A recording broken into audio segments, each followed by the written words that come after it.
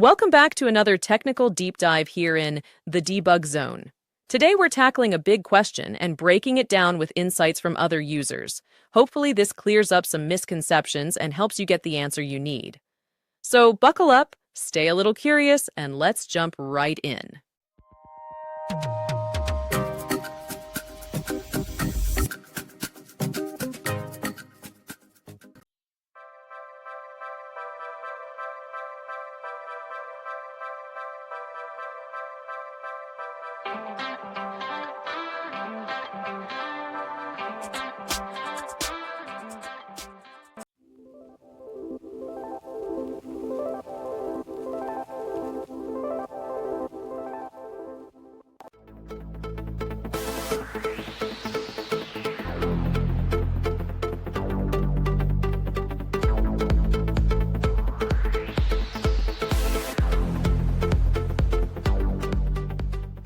And that's a wrap. I hope you found the answer you were looking for. If you did, take a second to hit that subscribe button, it really helps out. And let me know in the comments which solution worked best for you.